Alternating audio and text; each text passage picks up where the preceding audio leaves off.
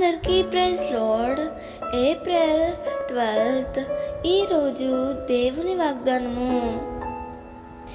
యెహోవా మహోన్నతుడైనను, ఆయన దీనులను లక్ష్యపెట్టును. కీర్తనలు 138:6. అనేక సార్లు మనుషులెవ్వరూ నన్ను పట్టించుకోవటం లేదని నీవు చింతిస్తున్నావు కదూ. వారి కోసం నేనెంతో చేశాను, వారు నాకు కొంచెము కూడా సహాయం చేయటం లేదు అని బాధపడుతున్నావా?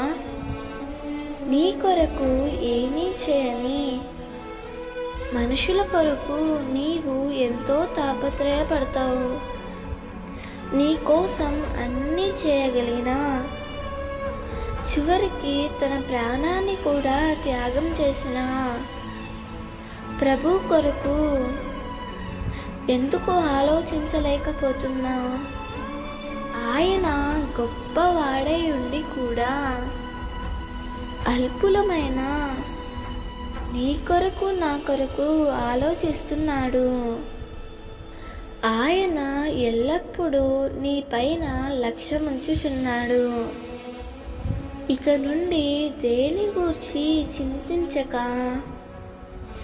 ఆయన బలిష్టమైన చేతి కింద దీన మనస్సు కలిగి నీ కొరకు సమస్తము చేయగల దేవునిపై నీ దృష్టి నిలుపు.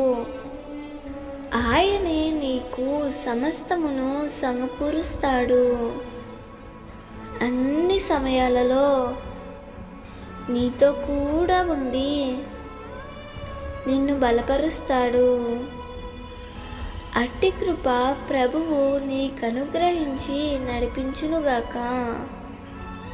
ఆమేన్.